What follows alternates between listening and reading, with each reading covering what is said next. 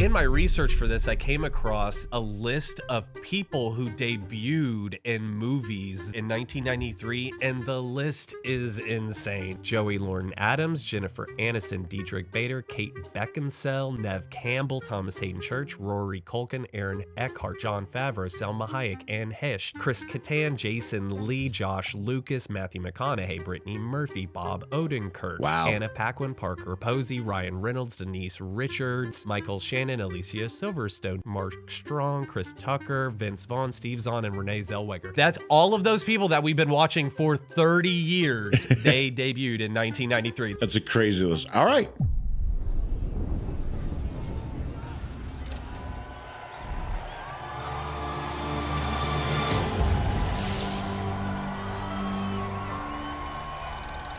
Hey everybody, welcome back to another fantastic episode of Back to the Podcast with your host, Justin Neal, and I am Chris Lawler. And today, we're going to be doing another one of those, taking a look back at a year from our past. 1993 is on the agenda for today. Justin, are you as excited about this list as I am? Because once again, there's so many on there to talk about. Oh yeah, I love 1993. We're going to have a good time today. Oh yeah, we are. How are you doing? I am doing fantastic. Thank you for asking. You doing good? I'm okay. It's a little cold. You've been having some cold weather. Yeah. We got hit a little bit with the weather, so it's been an interesting week, but you know, we're okay. Everyone's fine. So ultimately it's all right. Yeah. You sent me that photo of that tree falling in your backyard and crushing your kid's plaything or play place or whatever. Their little. It did. Yeah, that sucks. So are they devastated? You know, they were a little bummed, but no, they've got, actually, I was surprised. They've got good heads on their shoulders and they were okay with it. Okay. Well, it was a big bada boom. Bada boom. I bet it scared you guys. I mean, it could have been worse, right? It could have been the house and stuff. So I'm glad you guys are okay. Oh yeah, no doubt. So ultimately, if that's all it is, I'll count it as all right.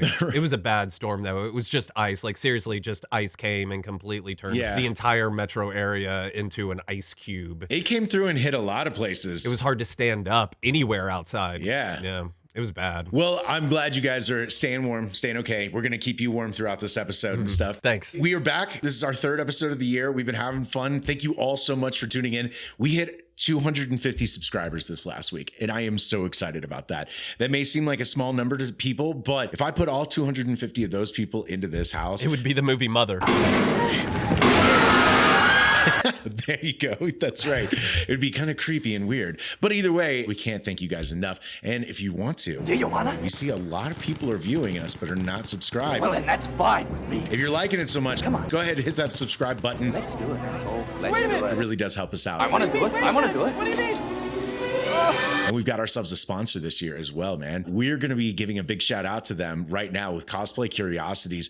They're an amazing e-commerce store created by cosplayers for cosplayers. And they're going to be offering a unique range of apparel to keep your cosplay spirit alive, even when you're not in costume.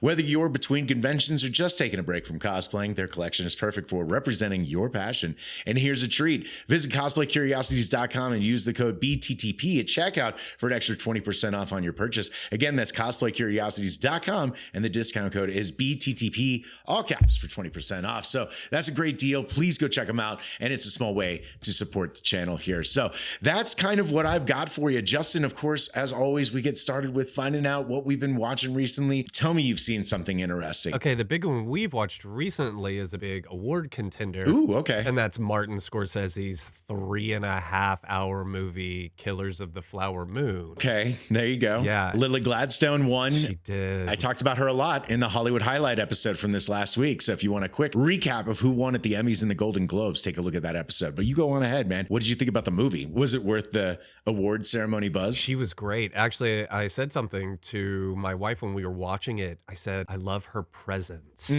She has such a good silent presence on camera. She doesn't say a lot in the movie. Oh, really? Okay. She doesn't have to. She's just there. It's like she says so much without saying anything. And I loved that. I really noticed it. It was a heartbreaking story. And it's not something that, to be honest, I knew much about, because growing up in Georgia, they didn't talk about stuff like this that much. And I'm glad that they made this story so, if you don't mind, that more people know that this happened. without spoiling anything, like what's the general synopsis? Because I've seen trailers, but it doesn't really show much of like what is the story about. Okay, so the Osage Nation was kicked out of Missouri and relocated to Oklahoma.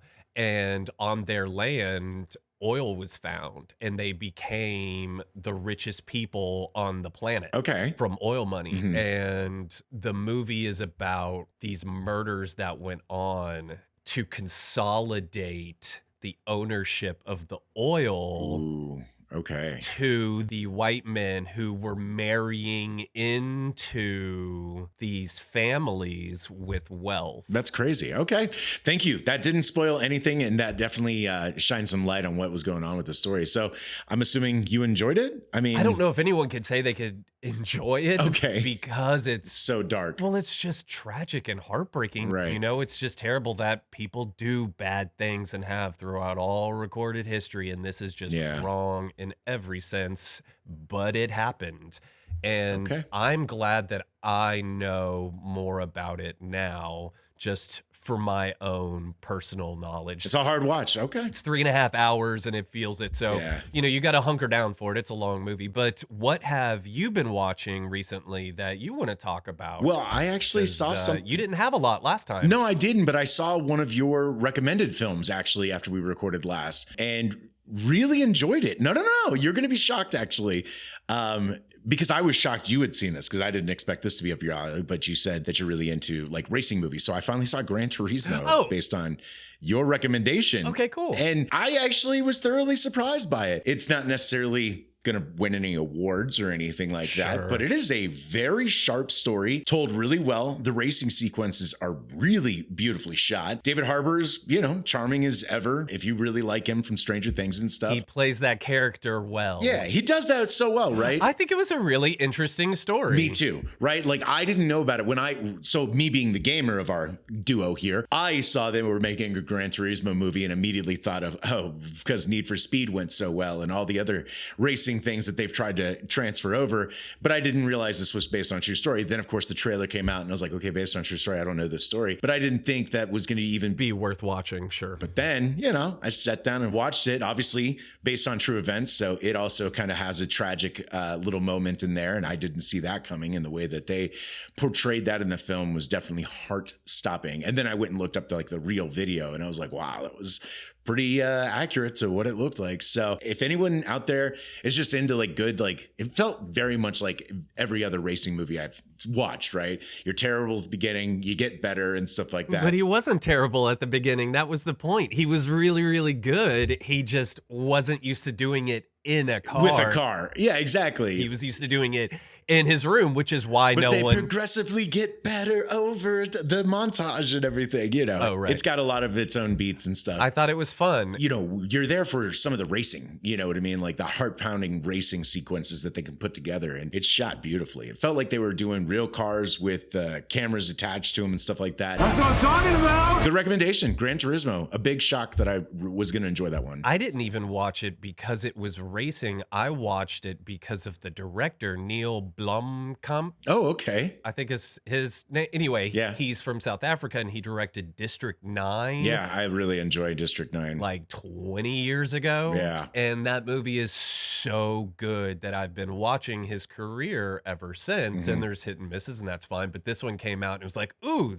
that guy's doing a racing movie? I'll do that. Wasn't his next one like Chappie? Wasn't that Elysium? His other one he did with Matt Damon. Oh, okay, that one is Matt Damon, yeah. And then he did Chappie. And both of those were, I don't know, they weren't District 9, right? They weren't. That's all it was. Which was almost a bad thing. Like he almost shot himself in the foot. Yeah, okay. With his first movie because it was so good and interesting. And then it definitely didn't have his unique style thumbprint on it. No. It was definitely, everyone was, beholden to the story, which I think really carried it above what would just be a racing movie. Is the fact that it did happen. I think that made almost all the difference. And then looking up where that guy is now in his, driving record and history and stuff, he's like teaching, like he's gone full pro career after everything in that film. So anyway, thanks for the recommendation, man. I'm glad you watched it. It goes both ways around here. That's great. I thought you were going to say Saltburn.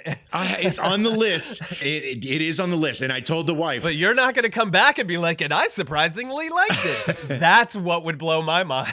Yeah, it's on the list. And I have told the wife we have to sit down. There's like 3 major movies on on the list that we have to watch this next week. Awesome. I probably will be disappointed in you for even recommending it. Like, I probably won't even be happy with Saltburn, but no, you won't. I'm intrigued enough to check it out. That's the point. That's the point. It's the point of like, let's talk about your disappointment. Okay. That's the point. Okay, cool. Well, then let's go to our fun times of 1993. My list is huge. It was a good year. I was like, oh my God, there were so many of my favorite films came out this year. And I hope they're your favorites as well. So what's your number one thing you would remember back from 1993? Maybe even something you saw in the theater that still holds up or is just one of your favorites. Go for it, man. What were you excited to talk about? I wouldn't have been able to see it in the theater. And I don't want to talk about the ones I did see in the theater yet. Yeah, go for it. What I want to start off with is one of my favorite movies from that year that I didn't come to until much later. Yeah. And it was one of Quentin Tarantino's first screenplays. I know what you're going to talk about. But he wanted to make Reservoir Dogs as his first movie, and so he sold this script through connections, and it ended up with Tony Scott. Yeah, man. And he put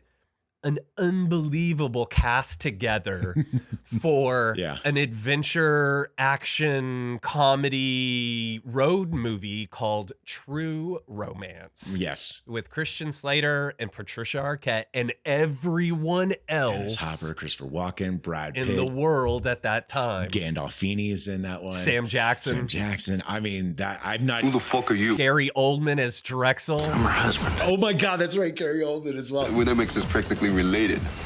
So many people are in that movie. Christopher Walken. Yeah, and it was such a gem of a film. It's one of my favorites as well. Like one of my favorite movies of all time. But you're right. I didn't see that in the theater neither. I was way too young to see that one in the theater. Sure, that's a hard R. Yeah, that's a hard R. I feel like it became a cult classic for the next generation, which would be us, because it wasn't for us. But I feel like I know so many people who that became one of our like sort of favorite movies because it's so quotable. You guys want to smoke a bowl or...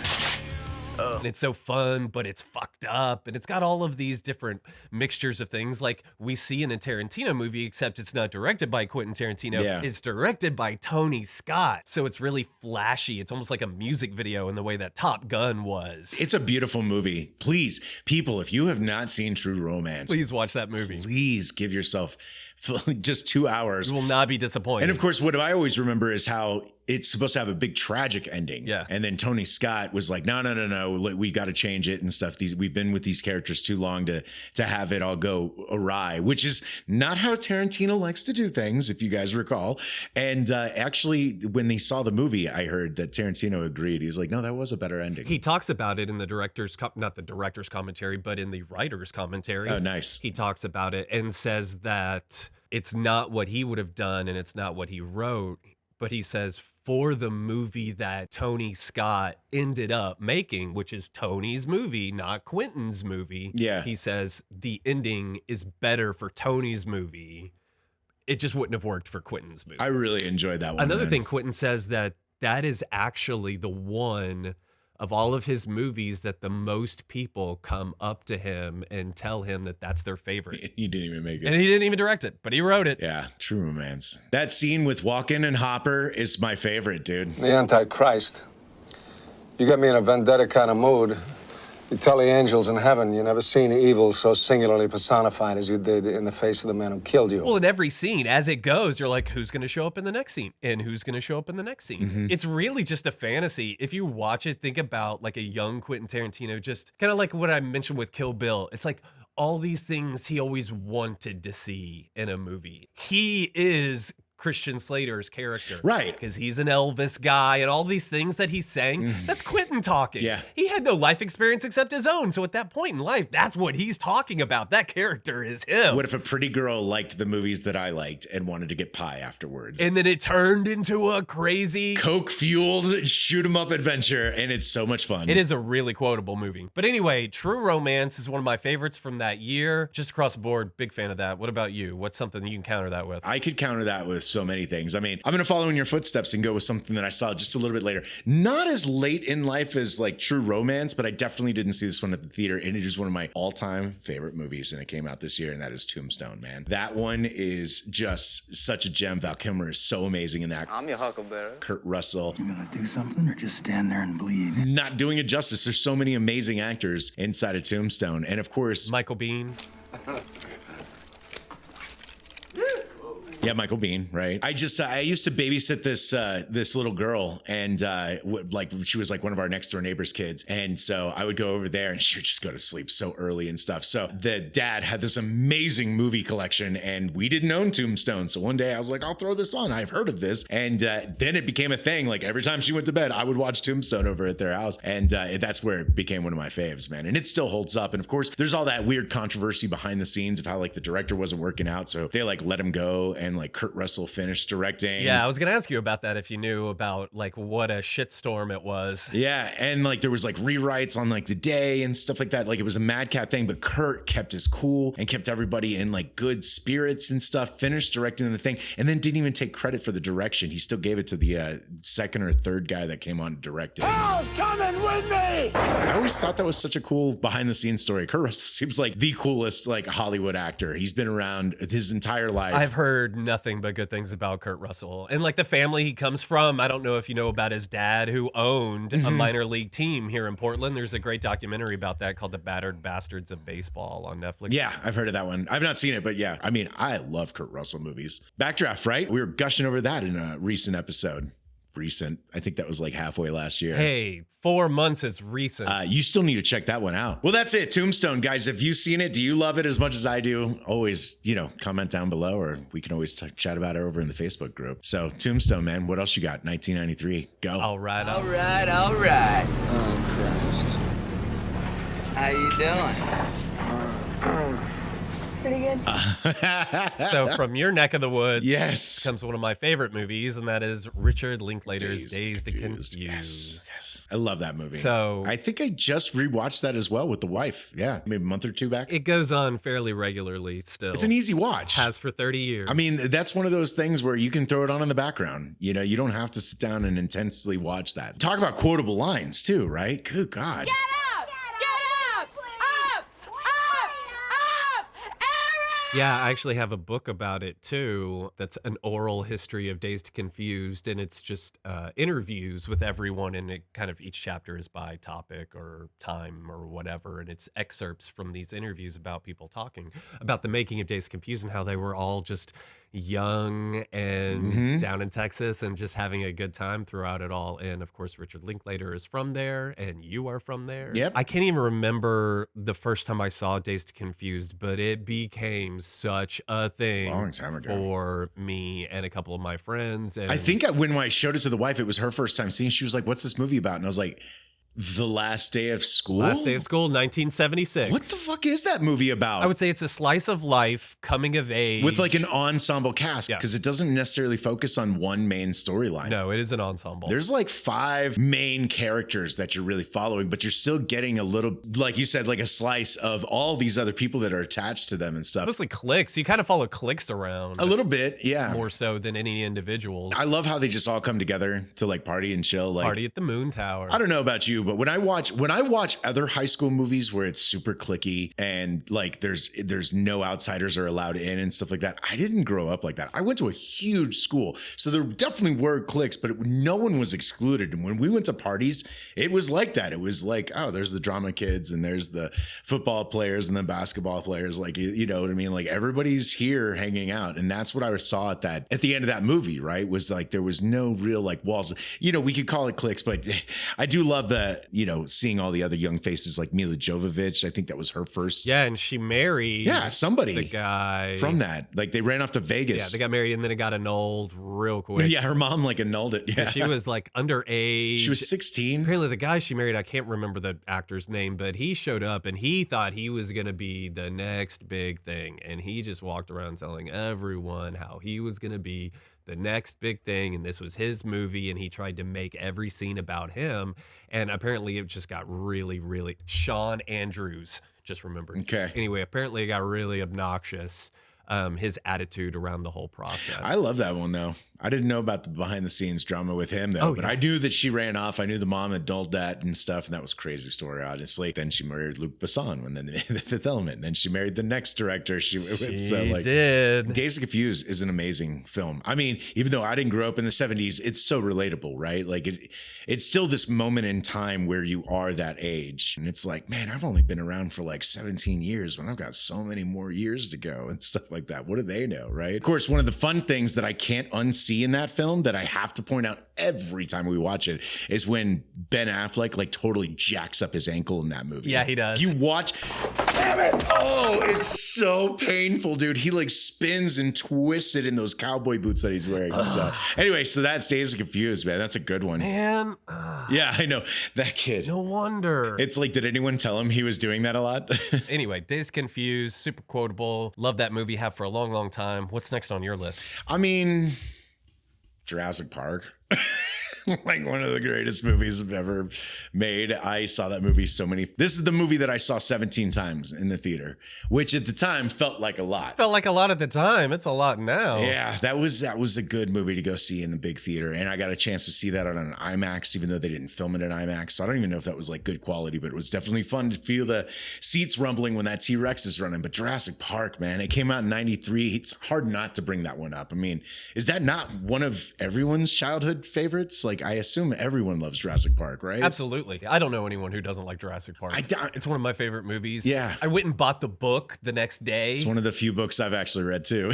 They both work. They're just different. Did you know that James Cameron was bidding on it before Spielberg got it, like just like days later? And we would have had like a very different film if James Cameron had made that. It would have been very rated R and mature and violent and not the family-friendly film that Spielberg made. Well, you say that, but there's not a lot of gore in that Spielberg one. And you know those books are violent. No, but there's not a lot of gore in Titanic either. And well, but I'm thinking more of his Terminator style. But he also made True Lies. Not a lot of gore in that. Yeah, but I think he would have stayed truer to the book, if you will. And then, of course, I always thought it was weird that the T-Rex or all the dinosaurs only like show up for like 7 minutes in that whole movie. It's pretty crazy, like small amount of screen time that they give to him. And yet, how much effort was spent on those 7 minutes of screen time? It wouldn't feel like a little bit if it was you who had been working on it. I know, right? I've seen a bunch of that early,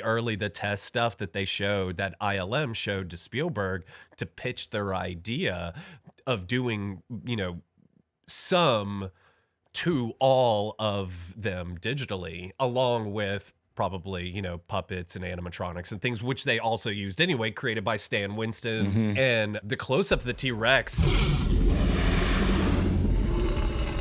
But they had so many problems with that. Yeah. Just like they did with the Bruce the Shark on Jaws and stuff. It was like and water. He was just revisiting and those rain towers. Yeah, those rain towers killed it. They said that it would start absorbing water. I'm assuming you've watched as much behind the scenes as I have on this one. And it became so heavy because of all the latex that it was made out of, I think. Mm-hmm. And just became... It's shaking now. And like, then if you guys can see a clip of that, man, when that robot starts shaking, it's like, oh, that's not so scary anymore. Obviously, it spawned so many more sequels, and I haven't really enjoyed it. It's a whole franchise. Yeah, it's a huge franchise now. I'm going to counter that with another Steven Spielberg movie. Yeah. Because he came out with 2 that year. And I call it the biggest 1-2 punch in America cinema history. And that is Jurassic Park and Schindler's List. Wow. That's on my list of shame. I was actually just looking at some clips of that the other day. I was like, I've still never seen that. So yeah. And that was a hard back-to-back for him, I've heard. But go ahead, man. Did you see that year though? You were pretty young for Schindler's List. No. I didn't think so. I feel like we watched it in school. I feel like the first time I watched it was actually in school. And it was probably edited for TV version. Okay, good. I was about to say, that's a heavy watch.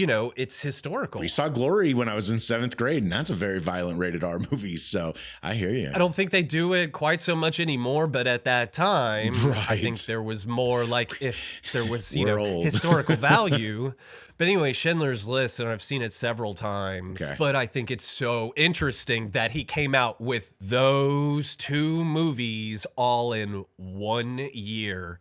And they're so different, and yet they were like the best at what they were trying to do. Mm-hmm. One was popcorn, and the other was prestige. Yeah. And he fucking nailed it. Yeah. Nailed it on both counts. And so I think of 1993 as like... I need to see this. Spielberg's year. That was the year that he did it. So anyway, Schindler's List, I feel like that's something you just need to watch. It's a hard one, right? It's a hard one. It's nothing about this is good, but it's so well done. And it's about something that maybe you should know about. Oh, yeah. And I know you know about it. That's not what I mean. Yeah. But it's just one of those that, like, you should watch it. You should. I definitely will then, man. Rafe Fiennes. I think that was one of the first things that I remember seeing him in. And it's such a good performance of someone that you are just disgusted by, Yeah. you know, as a person. And that's a hard thing to do. And I think I was so impressed, and he's been on my radar ever since, Ray Fiennes, because I was so impressed with the ability to do that, because it's not easy to do that. Yeah, Christoph Waltz is the only other person that really comes to mind that was able to do that, right? It's Nazis, man. What is it playing Nazis? Just I think maybe I'm going to jump away from something big, or is it your turn? No, it's yours. Yeah, Schindler's List. Let's take a hard right. Because there's so many more obscure ones that are on there. And obviously, what kind of human would I be if I didn't just bring up Airborne again? I don't care. I'm going to talk about it until I'm blue in the face. Airborne came out that year as well, and was one of those movies that I watched ad nauseum and had memorized. And it was just a fun, dumb movie. Seth Green, young Jack Black, was just way funnier and way better made than it should have been for the subject matter. And just became an instant favorite between me and my buddies. And like I said, we would just watch that movie. Like, we would get to the end and just start it over and just recite all the lines along with it. Man, of course, I was some kind of street punk back in the day. Loved getting out and rollerblading and having fun with my friends out in the streets. And that kind of movie embodied it. So I'm going to just throw it out there. We don't have to talk about it much. Did you ever see that one? Have we ever clarified that you've seen Airborne or not? We hadn't clarified it, but I have seen it, and I actually remember it. I've seen it several times. Once I was putting that episode together and I was looking for the poster, it hit me. It was like, Yeah. Oh yeah, I've seen this several times. Yeah, it's not bad. Maybe they just had such a good atmosphere going that the director was like letting these young actors who are now super, I mean, Jack Black is like mega famous now, especially after playing Bowser. We've talked about Airborne plenty on this show, but if you guys have never seen it and there's a way to catch it, it's kind of a fun watch. I would still recommend it. I bet you it still holds up today. Well, one that was definitely of its time that I watched was The Sandlot. Oh, of course. I remember when I got to a certain point. 4th of July watch for us. And I learned who Dennis Leary really is. Wait, that's the dad in The Sandlot. How in the hell did that happen? It's such an odd role. I don't know. I am still puzzled by that one to this day. Not that he's bad in it. He's actually perfectly cast as the dad in that. He's fine. But it's such a weird casting, if you will, you know? It's not a typecast, we'll put it that way. Yeah. The Sandlot was definitely one of those from 1993 that I've seen so many times. So many times. I love that movie. I mean, obviously that's a favorite in our household. And that was one of those movies that like the parents enjoyed it so much that we would get away from like watching that in school. Like they'd be like, I don't want to teach today, so let's throw on The Sandlot. And so such a good movie. Yeah, classic. We watch that every year. Classic. Yeah, it's a classic, man. All right, cool. So good one. Do you have any classics? You want to hear another one of Chris's favorites? I mean, all of these are my favorites. Or do you want to hear something like way more from like the back of the drawer, the filing cabinet there? Well, let's see what you got. All right, man. I'm going to go with Fire in the Sky. It's on my list. No, it's not. Oh, man. D.B. Sweeney. Fire in the Sky messed me up as a child, man. Me too. That scene when he gets abducted and stuff like that, and all those liquids are coming out, and he's in like paralyzed and panic. Oh, my goodness, man. Like that movie, just once again, it kind of just stuck with me. It's not like it's the greatest film ever, but it is supposed to be based on these true events of a gentleman that is out camping, hunting. I can't remember which one it is with his buddies, and he gets abducted and they're like looking for him. And then he just like reappears like naked and like covered in goo. And it's apparently based on a true story. And I went and saw that because it was PG-13. It was like Jurassic Park. It was the year I turned 13. So my parents were finally like, you can watch movies that are PG-13. I'm like, oh my God. Okay. So I went and saw Fire in the Sky. And for my 13-year-old brain, that scene of how he says what happened fucked me up and has stayed with me ever since. His PTSD, that's a big part of the movie. Which is like, really what that movie is about. It was incredible, man. And you're right. D.B. Sweeney, man, he was so good in that. Really brought it in that movie. The cutting edge is what I think of when I think of D.B. Sweeney. Me too. I can't believe you just brought that one up too. Oh, shit. Don't Toe pick. One of my favorites of his too. Oh my god. Moira Kelly. I don't remember her name. I'm so sorry, but yeah. She was also in With Honors with Brendan Fraser and Joe Pesci. I actually watched that one recently too, now that we're going down the rabbit hole. I just watched With Honors. How does that one hold up? It's so good. Okay. It still holds up. Joe Pesci is so goddamn charismatic in that film. Patrick Dempsey, who is now a well-known racing driver. What? He was in Ferrari. I didn't know that. But anyway, yes, Fire in the Sky. That was one of my movies. I've got it here too. It was actually going to be the next thing I said. Well, then I just threw a wrench in your spokes then. Do you got anything else then? No, on that bombshell, that's a good way to end. Fire in the Sky. All right. Well, as we wrap up today's episode, remember to check out Cosplay Curiosities from some incredible cosplay-inspired apparel. Perfect for those times when you're not in costume but still want to showcase your stuff. Exclusive code BTTP for 20% discount on your purchase. And of course, don't forget to like, subscribe. Until next time, enjoy all those great movies and shows and keep the conversation going with us in the comments below. We'll see you next time. Thank you so much for joining me, Justin. Thank you. Bye. Bye.